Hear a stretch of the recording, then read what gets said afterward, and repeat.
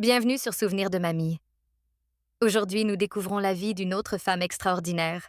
Le sang de mon frère tachait toujours le plancher en bois lorsque mon père a tourné ses yeux vides vers moi et a dit que maintenant j'étais la seule chose qui restait de sa famille. C'est à ce moment-là que j'ai compris que mon vrai cauchemar ne faisait que commencer. Avant de commencer, je veux savoir d'où vous regardez mon histoire de vie. Sans laisser un commentaire et vous abonner à la chaîne si vous ne l'avez pas déjà fait. Et donner cette vidéo comme. Je m'appelle Eudoxia McKinley, mais tout le monde ici à Brook Hill Springs, cet endroit oublié dans les terres arides, me connaît sous le nom de Mademoiselle Dolly, la vieille dame qui vend des bonbons de noix de coco au marché du dimanche. J'ai 84 ans, mes cheveux sont aussi blancs que le coton, et mes mains sont insensibles à une vie de travail acharné. Ceux qui me voient maintenant, souriant toujours et distribuant des friandises aux enfants, ne pourraient jamais imaginer la douleur et la force qui vivent dans ma poitrine. Je suis née en 1941 dans une simple maison en argile dans une petite ferme à environ 8 kilomètres de la ville. Notre terre n'était pas beaucoup, environ 30 acres, principalement des brosses sèches, mais nous avions un bon patch pour planter du manioc, des haricots et du maïs lorsque les pluies sont venues à temps. Nous avions également quelques vaches, des poulets se grattant dans la cour, et un vieil âne nommé Dusty qui a tiré notre chariot lorsque nous sommes allés en ville. Mon père, George McKinley, était un homme dur, pas un pour beaucoup de mots, mais plein de demandes. Très tôt, il a enseigné à mon frère Jeremiah comment travailler la terre et gérer les petites entreprises qu'il continuait à courir. Il a commencé avec une petite boutique au bord de la propriété, puis un moulin à farine qui a servi les voisins, et enfin un entrepôt de fournitures de construction en ville. Jérémie était sa fierté, son miroir, sa continuation dans ce monde.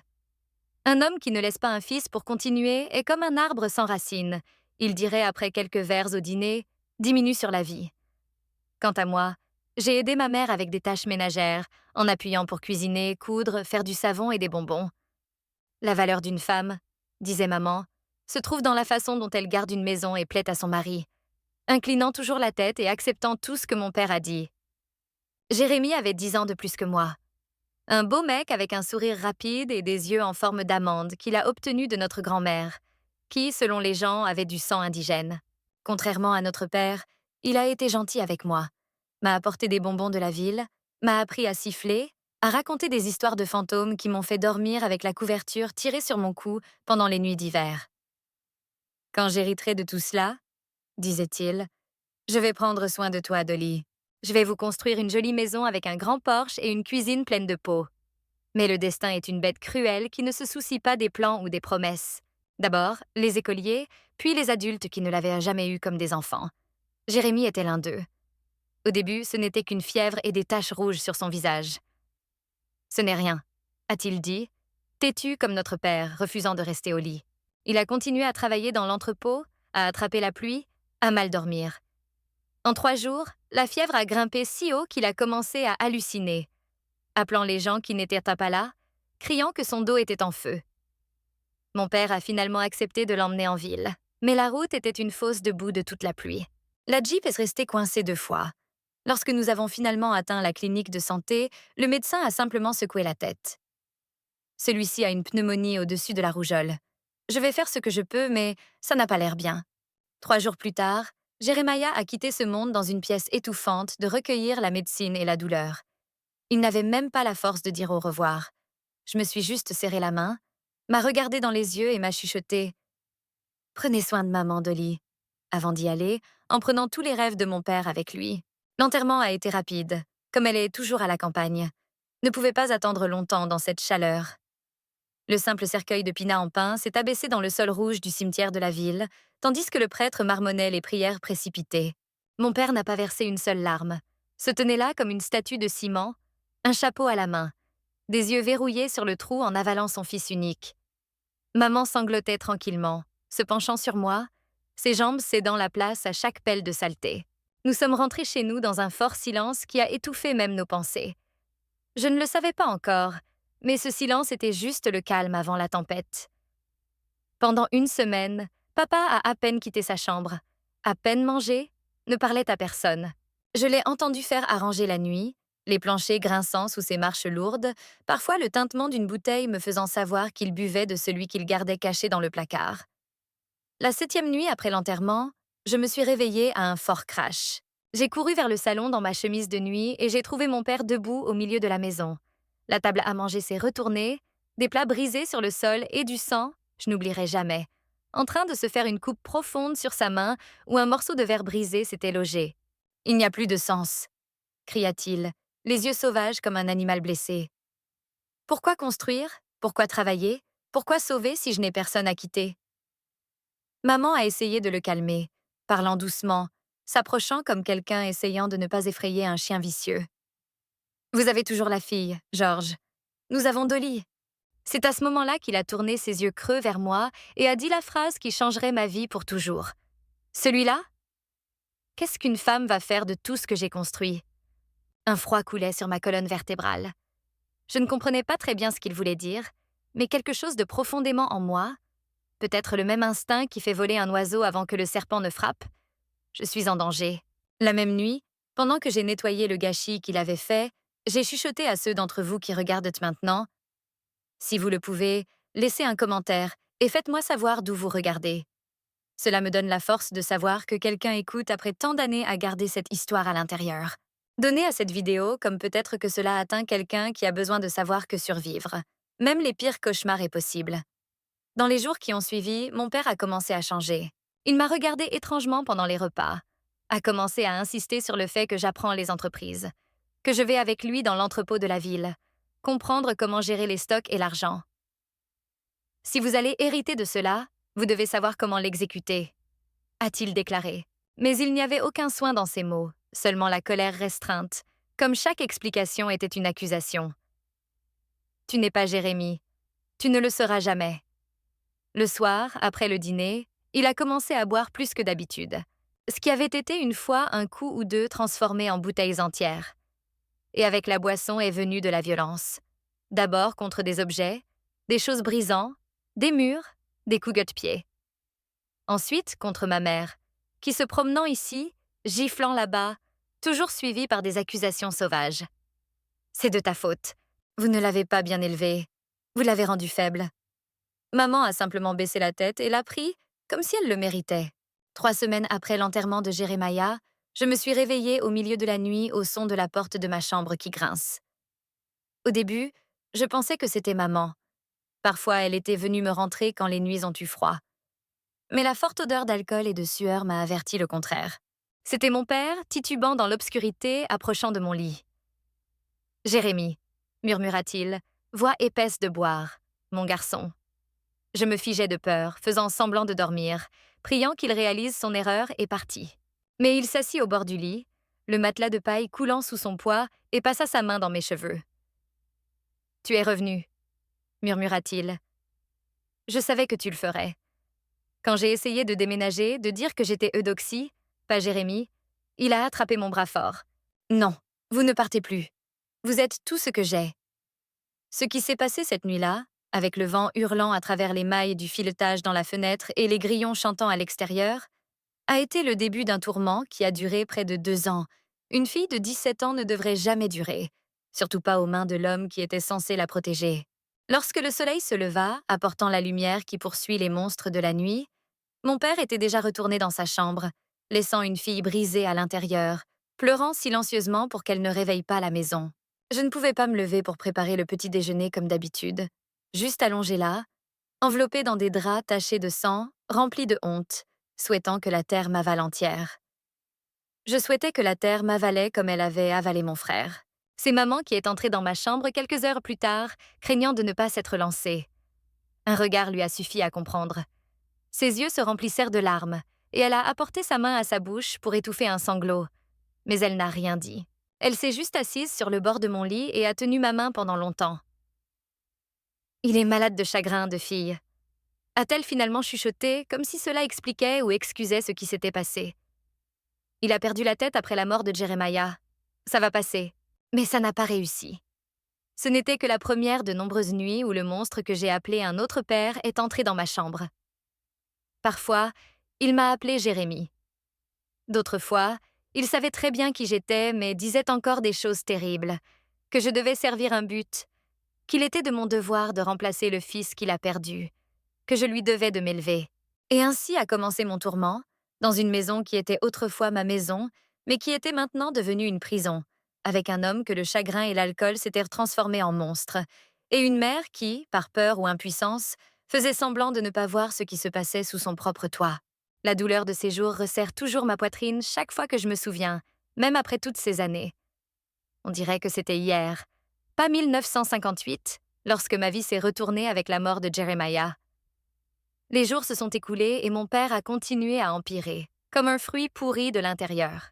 Au début, il a quand même réussi à mettre un masque lorsque les visiteurs sont venus, ce qui prétend être un homme respectable, un père en deuil dévasté par la mort de son fils. Les voisins passaient avec de la nourriture, du café, des mots de confort. Le prêtre est venu de temps en temps pour dire un chapelet, murmurant que Dieu sait ce qu'il fait. Toutes ces choses disent les prêtres quand ils ne savent pas quoi dire d'autre. Personne ne soupçonnait ce qui s'est passé une fois la porte fermée, et ce n'était que nous trois dans cette maison isolée. Je me souviens d'un dimanche lorsque M. Arthur, le propriétaire du magasin général de la ville, est venu avec toute sa famille pour une visite. Ils ont même apporté un gâteau de maïs vert que sa femme avait fait. Père les a salués poliment, a offert du café, a parlé de la météo et à quel point il était difficile de faire fonctionner l'entreprise sans Jérémie. Je suis resté silencieux dans un coin, servant les invités et évitant les yeux de tout le monde. Lorsque M. Arthur a demandé si j'allais reprendre l'entreprise familiale, mon père a fait un sourire forcé. « Eudoxia ? Que c'est une femme sur les affaires, M. Arthur ? Elle m'aidera jusqu'à ce que je trouve un gendre décent, puis je vais tout lui transmettre. » À l'époque, les gens pensaient que ce genre de choses était normal. Laissez-la être. Si seulement ils avaient connu la vraie raison des cercles sombres sous mes yeux, la façon dont je me suis taillée chaque fois que quelqu'un se rapprochait trop. Tôt un matin, un travailleur nommé Curly Tim est venu à la maison pour signaler qu'une partie de la récolte avait été détruite. Le maïs éparpillé partout sur le sol, comme si quelqu'un l'avait arraché exprès. Mon père est allé pâle, a commencé à trembler, ses yeux écarquillés, et a soudainement laissé échapper un cri qui a dû effrayer même les morts. C'était lui. C'était Jérémie. Il est en colère contre moi. Il a couru sur le terrain, piétiné plus de maïs, crié le nom de mon frère, mendiant le pardon. Parler absurde. Les travailleurs ont dû le retenir et le ramener à la maison. Il s'est avéré que c'était juste un troupeau de porcs sauvages qui se sont mis sur le terrain pendant la nuit. Mais dans son esprit brisé, c'était un message au-delà. Après cela, sa folie est devenue plus difficile à cacher. Dans le magasin de fournitures de construction de la ville, il a crié aux clients, pensant qu'ils essayèrent de le tromper. Il a accusé les travailleurs de vol sans preuve, a vu l'ombre de Jeremiah partout, bien que des tas de briques dans les coins sombres de l'entrepôt, cachés parmi les sacs de ciment. Il ne fallut pas longtemps avant que les gens ne cessent d'en devenir. Personne ne voulait faire face à un homme qui a soudainement commencé à parler à l'air, brisant des marchandises à rage, qui a un jour attribué un jour avec un sourire et le prochain a menacé le même client avec un couteau pour poser des questions sur le changement. À cette époque, le pharmacien de la ville, M. Clyde, lui a prescrit des médicaments, des pilules blanches dans une bouteille sombre avec une étiquette latine. Pour calmer les nerfs, a-t-il dit. Maman a essayé de faufiler les pilules dans son café, mais il soupçonnait toujours. « Vous essayez de m'empoisonner, femme ? Vous pensez que je ne sais pas ce que vous et votre fille complotent ?» Une fois, il a jeté le café chaud sur son visage. La brûlure a laissé une marque rouge sur sa joue qui n'a jamais vraiment guéri. Pourtant, elle a continué à le défendre, disant aux autres qu'il n'était pas à blâmer, que c'était un chagrin qui avait volé sa santé mentale. « Sébastiana, pourquoi ne quittons pas cet endroit ?» J'ai demandé une nuit doucement en frottant un sein doux sur les ecchymoses sur le dos de sa ceinture. « Nous pourrions aller rester avec tante Gwen. Vous dites toujours qu'elle nous invite. » Maman secoua juste la tête, les yeux baissés, la voix à peine audible. « Malade ? Que penseraient les gens ?»« Non, enfant. Un homme est un homme. Nous devons endurer. Dieu l'a voulu. » Elle fit une pause et essuya son visage fatigué. « En plus, où irais-je avec une fille comme toi ? Une fille qui ne peut pas se marier ?» Ces mots ont coupé plus profondément que n'importe quel coup. Maman savait ce qui se passait ces nuits. Mon père est entré dans ma chambre. Elle savait et n'a rien fait. Pire, elle pensait que la honte était la mienne, pas la sienne. À l'époque, une fille qui n'était plus vierge, sans importance, était considérée comme ruinée, utilisée. Qui voudrait l'épouser ? Et sans mariage, quel genre d'avenir ai-je eu ? J'ai avalé mes sanglots et la haine qui pousse en moi. Une haine non seulement pour mon père, mais pour ma mère, pour la vie, pour Dieu, pour tout et tous ceux qui ont permis que cela se produise. Alors que l'entreprise de la ville s'effondrait, mon père a commencé à passer plus de temps à la maison, ce qui n'a fait qu'empirer les choses. Maintenant, ce n'était pas seulement les nuits que je craignais, mais aussi les jours.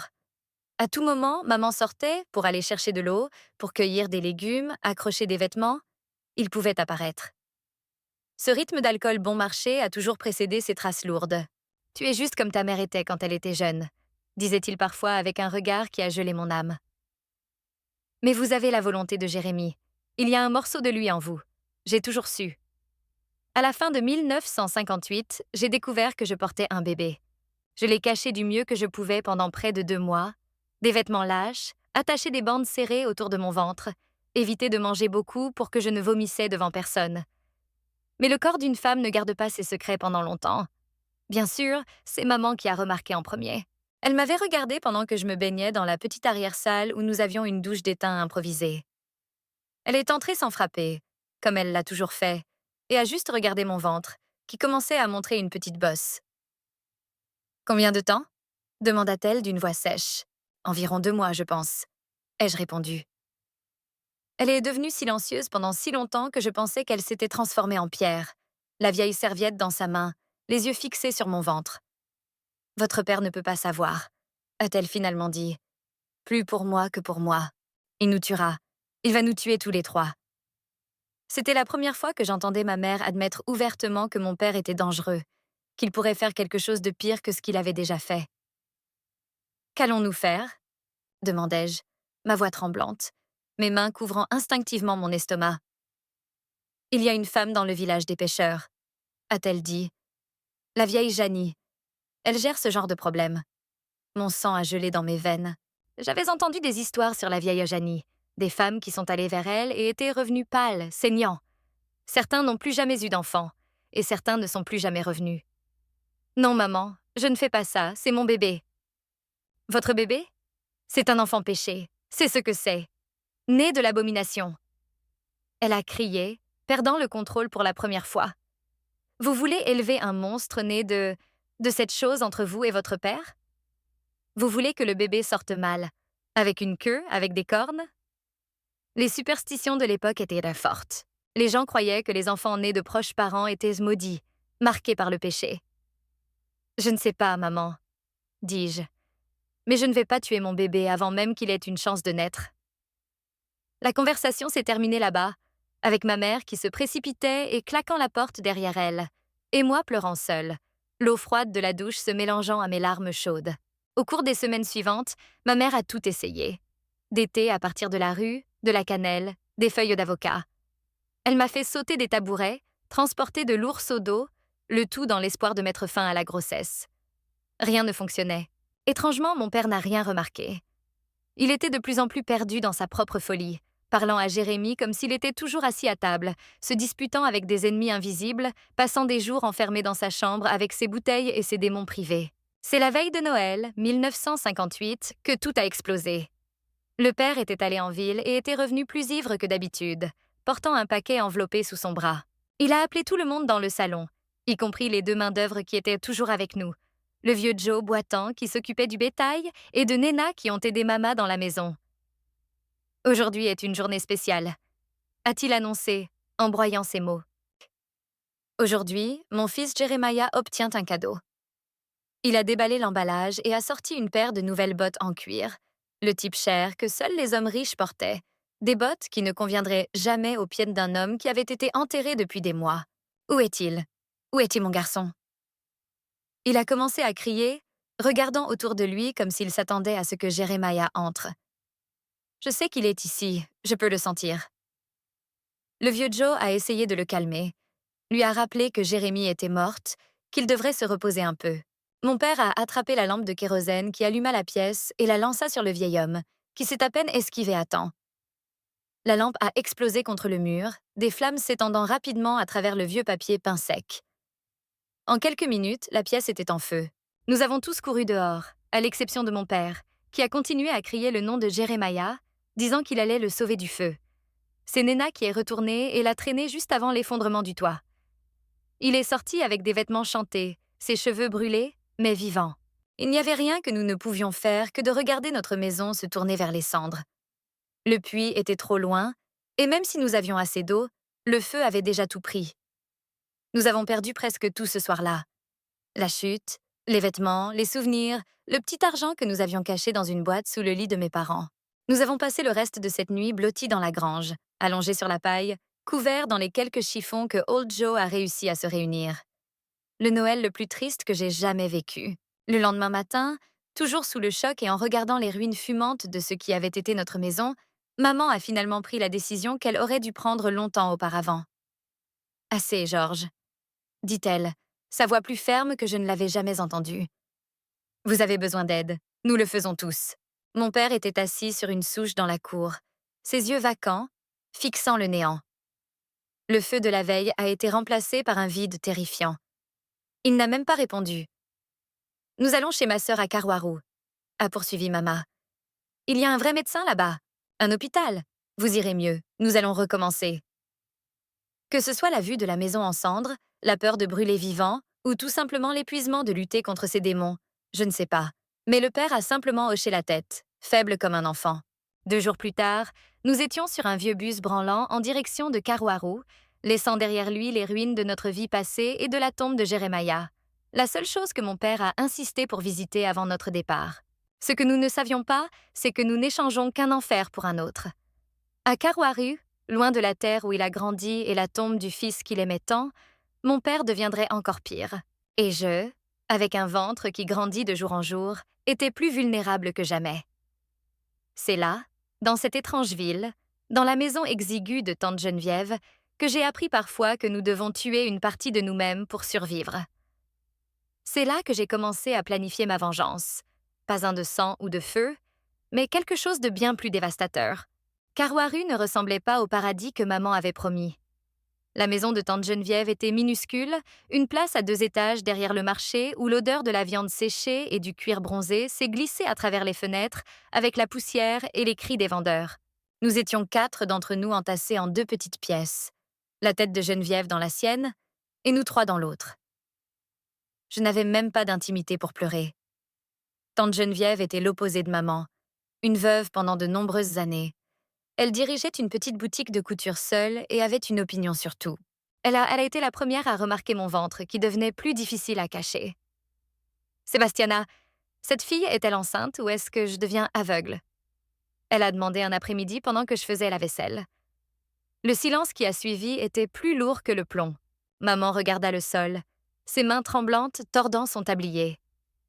Oui, sœur, la honte a bouclé la boucle. Et qui est le père?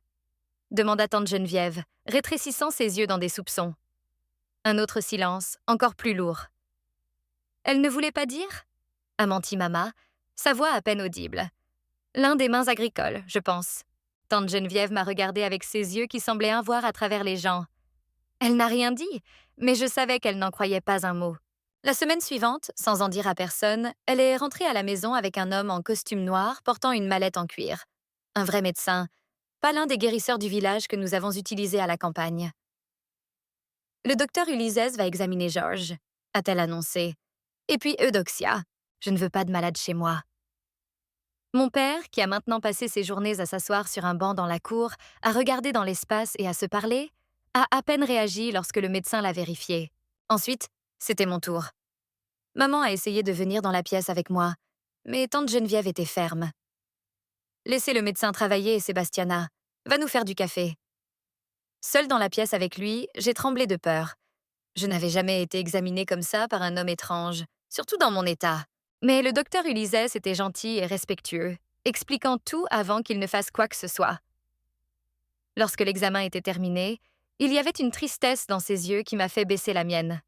« Savez-vous qui est le père ?» demanda-t-il doucement. J'ai secoué la tête. J'avais trop honte pour dire la vérité. Jusqu'où? Environ 4 mois, je pense. Voulez-vous garder la grossesse? La question m'a pris par surprise. Personne ne m'avait jamais demandé ça. Maman avait juste supposé que je devais me débarrasser du bébé. Mon père ne savait pas, ni prétendu à ne pas le faire. Et il était là, traitant la décision comme si c'était la mienne, uniquement la mienne. Oui, murmurai-je, mais fermement. Il hocha la tête, écrit quelque chose sur un morceau de papier et me le tendit. Vitamines. Vous êtes faible. Anémique. Vous devez manger mieux pour le bébé. Lorsque nous sommes sortis de la pièce, maman et tante Geneviève attendaient, tendues comme des cordes de violon serrées. Le docteur Ulysse n'a pas perdu de temps. Votre mari, Madame Sébastiana, a un trouble nerveux grave.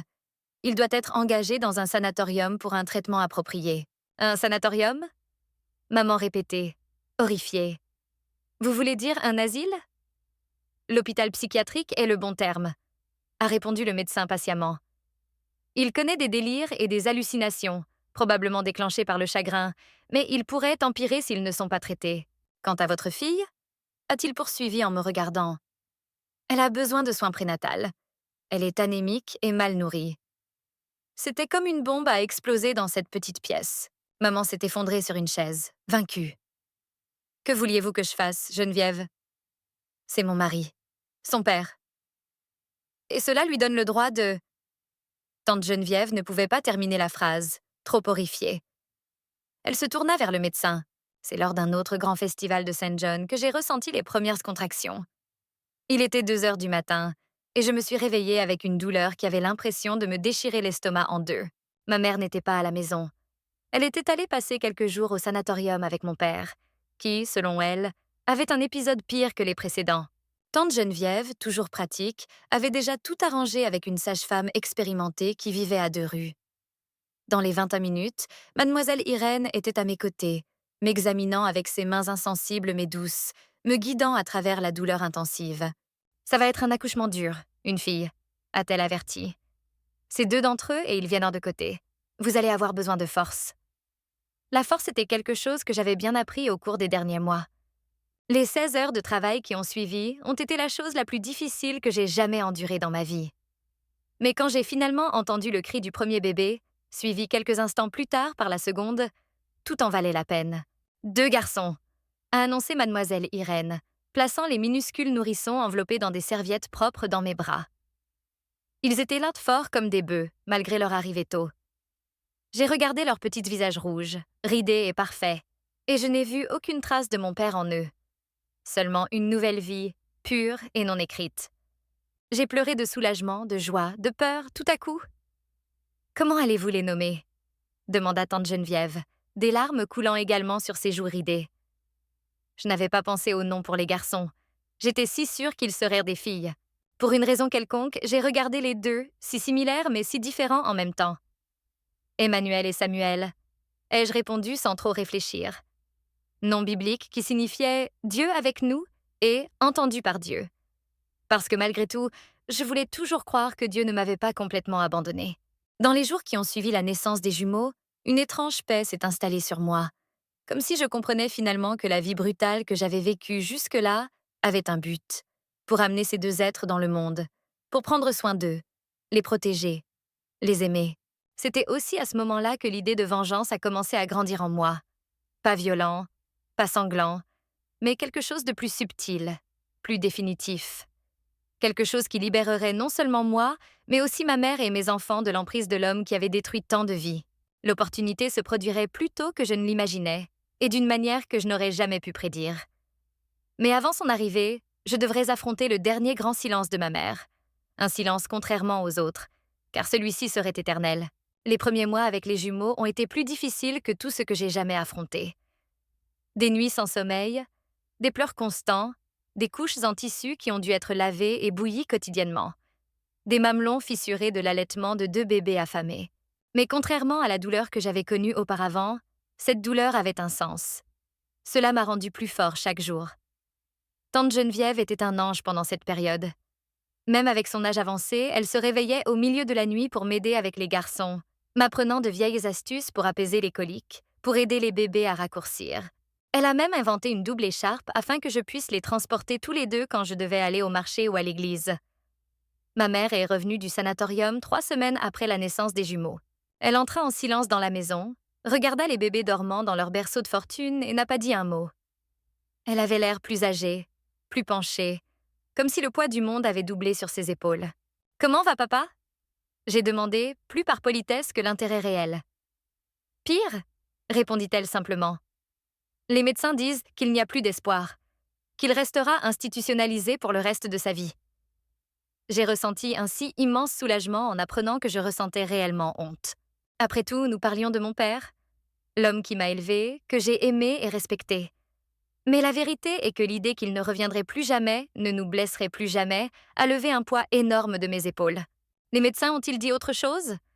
Demanda tante Geneviève en apportant à sa sœur une tasse de café. Ma mère a hésité, m'a regardé brièvement, puis a baissé les yeux vers la tasse fumante.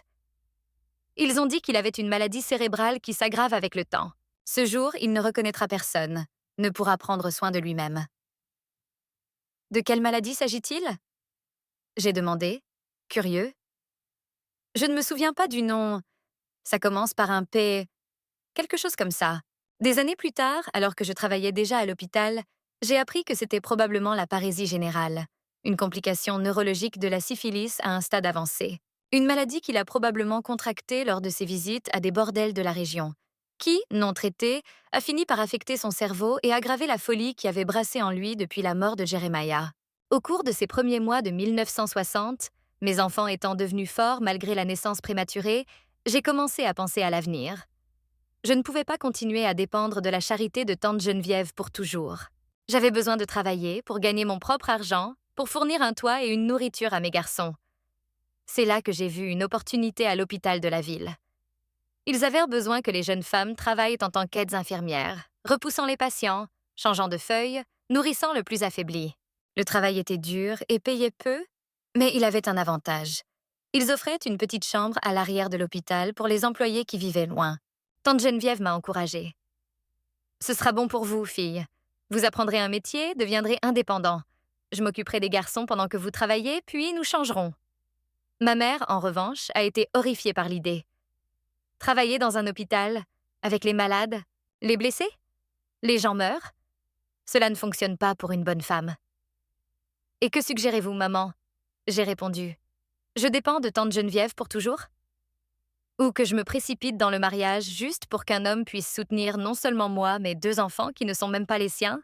Elle n'a pas répondu, mais je pouvais dire que j'avais frappé un nerf. Dans son esprit, la seule solution digne était le mariage. Mais quel homme à l'époque épouserait une femme avec 2 petits-enfants et aucun père connu? Les chances étaient minces.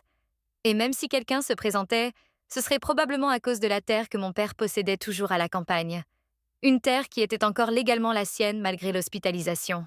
J'ai obtenu le poste à l'hôpital et j'ai commencé 2 semaines plus tard. C'était difficile au début. L'odeur du désinfectant, la douleur des patients, leurs gémissements la nuit. Mais je me suis rapidement habituée à cela. J'ai découvert que j'avais un talent naturel pour cela. Des mains délicates pour le nettoyage des blessures. Une voix ferme mais gentille pour calmer le courage. Et le courage de faire face à des situations qui faisaient s'évanouir aux autres travailleurs. En 6 mois, j'avais déjà été promue assistant infirmier officiel. L'une des infirmières en chef, mademoiselle Olivia, m'a emmenée sous son aile. C'était une femme dans la cinquantaine qui ne s'était jamais mariée, consacrant toute sa vie à la profession. Elle m'a appris tout ce qu'elle savait. Comment donner des injections, prendre une tension artérielle, reconnaître les symptômes communs, calmer des patients difficiles. « Vous avez le cadeau », disait-elle. On avait l'impression qu'elle n'avait plus le droit de vous dire la vérité. Peut-être qu'elle croyait que son silence était une punition qu'elle devait porter dans la tombe.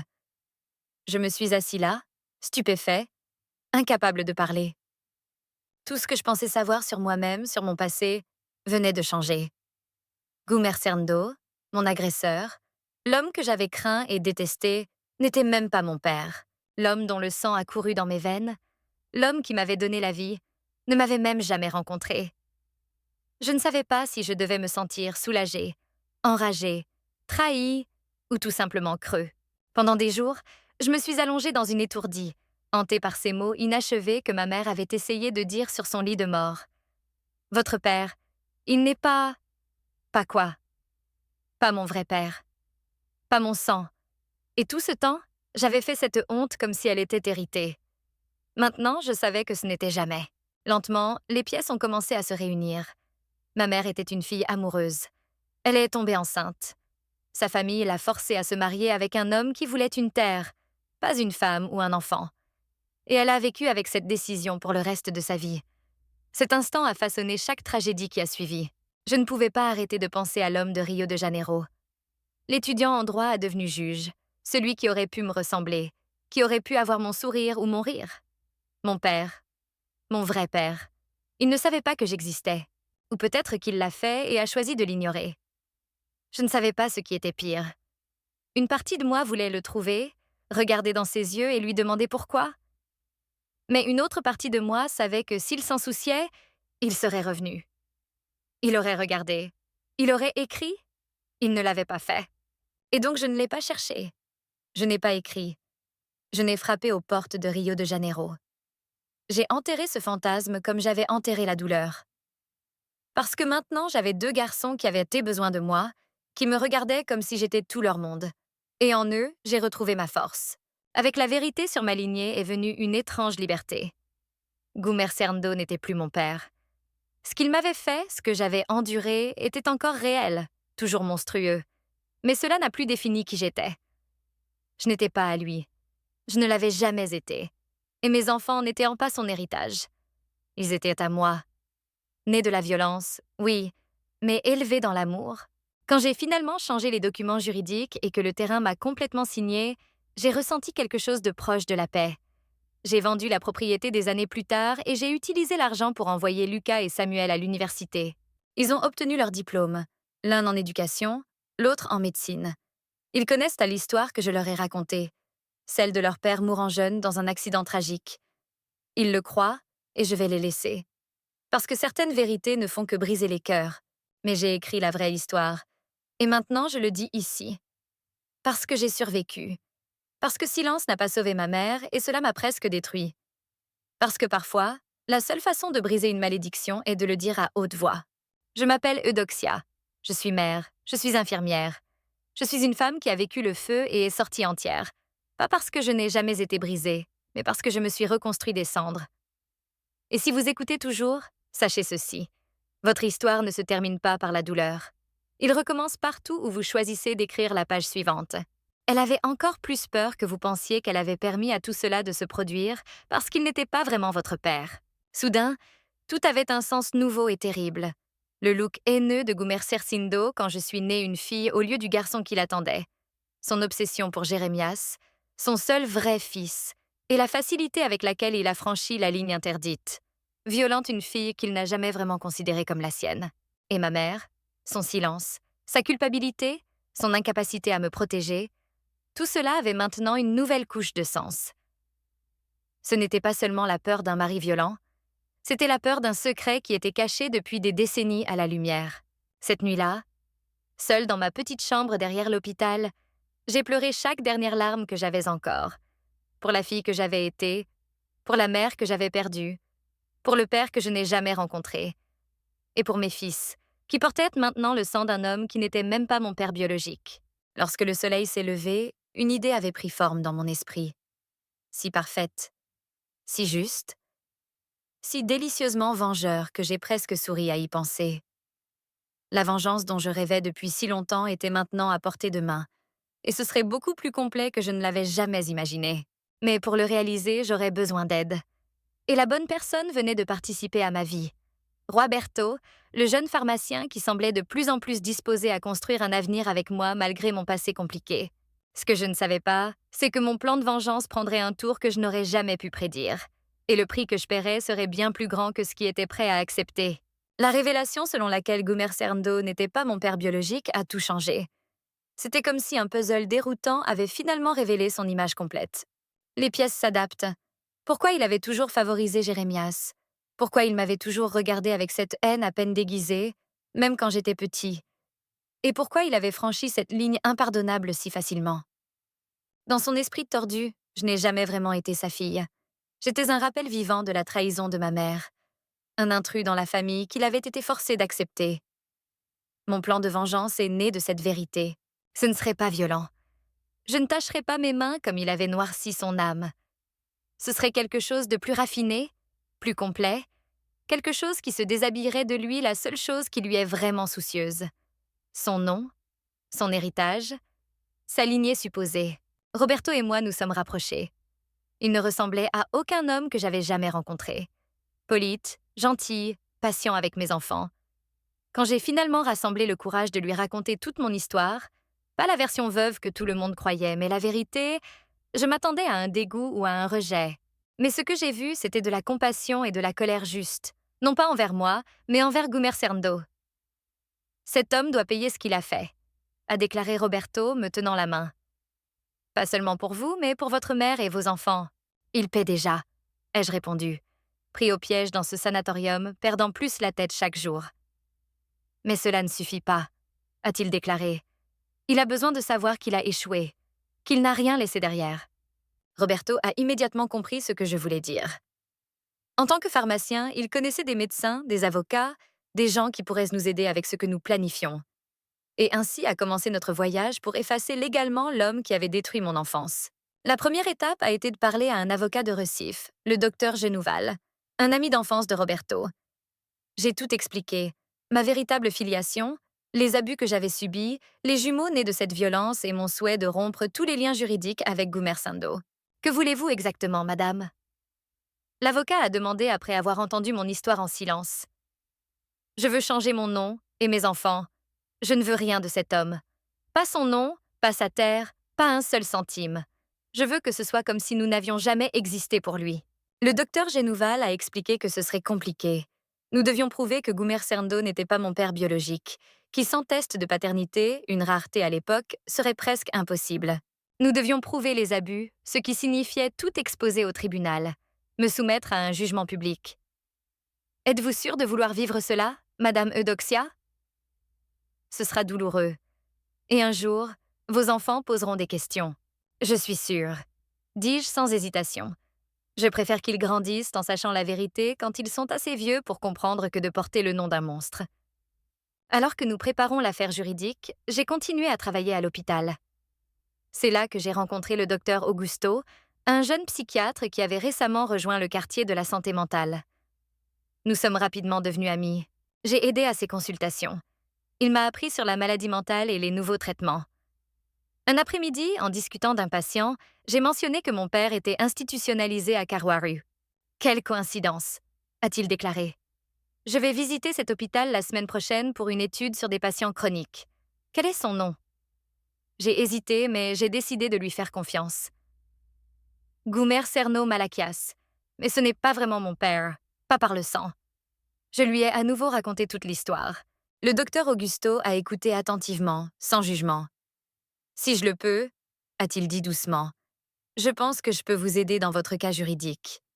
Un récent rapport médical sur l'état mental de M. Gumersindo pourrait être très utile. Je peux l'évaluer lorsque je vais à l'hôpital si vous l'autorisez. » C'était comme si le destin avait commencé à travailler en ma faveur. Une semaine plus tard, le docteur Augusto est revenu du sanatorium avec des nouvelles qui ont dépassé mes espoirs. M. Gumercerno est dans un état avancé de démence paralytique, probablement causé par une syphilis non traitée. Il sait à peine où il est, confond les gens et appelle constamment les Jérémias. A convaincu que son fils est encore en vie et lui rend visite. A-t-il posé des questions sur moi ou ma mère? J'ai demandé. Le docteur a hésité. En fait, il ne se souvient pas de vous, qui faisait plus mal que ce à quoi je m'attendais. Même après tout, une partie de moi voulait toujours lui avoir importante, ne serait-ce que comme un objet de haine. Être complètement oublié était en quelque sorte pire. Mais le rapport du docteur Augusto était vital pour notre cas. Avec un diagnostic certifié confirmant que Gumersindo a été permanent invalide et mentalement incompétent, nous avons pu avancer avec le changement de nom sans son consentement. En septembre 1962, j'ai finalement reçu les nouvelles que j'attendais si longtemps. Le juge avait accordé notre demande. Mes enfants et moi pourrions prendre un nouveau nom de famille. J'ai choisi Albuquerque, le nom de famille de tante Geneviève, son nom de mariée, différent de notre nom de famille d'origine. C'était juste, comme honorer la seule personne qui me tenait vraiment à mes côtés quand j'en avais le plus besoin. Eudoxia Albuquerque. Je me suis chuchotée à moi-même, savourant chaque syllabe. Emmanuel et Samuel Albuquerque. Cela sonnait bien. Faire le ménage? Nouveau. Libéré de l'histoire tachée de sang que nous avions transportée jusque-là. Mais ma vengeance ne serait pas complète avec cela. Il y avait toujours la question de la terre de Gumersindo, l'héritage matériel auquel il s'accrochait avec une telle fierté. La terre où j'ai grandi, où Jérémias a été enterré, où tant de tragédies se sont déroulées. Une partie de moi voulait tout abandonner, ne rien prendre qui avait jamais appartenu à cet homme. Mais Roberto, toujours pragmatique, m'a aidé à voir que la Terre pourrait signifier un meilleur avenir pour nos enfants. Et il y avait un autre problème. Si je l'ai abandonné, il irait aux cousins éloignés de Goumer Cerno, des gens qui n'avaient jamais levé le doigt pour le travailler et le vendraient probablement au premier acheteur. Avec l'aide du docteur Génouval, nous avons déposé un dossier pour diviser la propriété. La partie avec la tombe de la maison et de Jérémias a été vendue pour payer les dépenses médicales et institutionnelles de Goumer Cerno. Le reste a été mis de côté pour mes enfants, pour accéder à la maturité. Puis, en novembre 1962, la dernière pièce s'est mise en place. Goumer Cerno est décédé au sanatorium, victime de pneumonie. Son corps affaibli ne pouvait pas se battre. Il était mort seul, sans famille à ses côtés, appelant à un fils qui ne faisait plus parmi les vivants. Je n'ai pas assisté aux funérailles. Je n'ai envoyé qu'une couronne. Pas de carte, pas de message. C'était tout ce que je pouvais gérer. Quelques mois plus tard, Roberto m'a demandé de l'épouser. Il savait que ce serait compliqué. Je, avec 2 jeunes fils, un passé douloureux. Lui, d'une famille respectable avec un avenir prometteur. Mais il a insisté sur le fait qu'il ne se souciait pas de ce que les autres pensaient. Je veux construire une vie avec vous, Eudoxia. Avec vous et vos garçons. Nous pouvons recommencer ailleurs si vous préférez. Nous nous sommes mariés un dimanche en avril 1963, lors d'une simple cérémonie à l'église principale de Karuaru. Tante Geneviève était la seule famille présente de mon côté. Emmanuel et Samuel, presque 4 ans, étaient les porteurs de bagues. Portant les groupes avec ce sérieux comique, seuls les enfants peuvent gérer dans des moments formels. 2 semaines plus tard, nous avons déménagé à Maceió, où Roberto avait reçu une offre pour gérer une pharmacie plus grande. C'était notre chance de recommencer dans un endroit où personne ne connaissait notre histoire, où nous pouvions simplement être une famille normale. Un couple et leurs 2 enfants.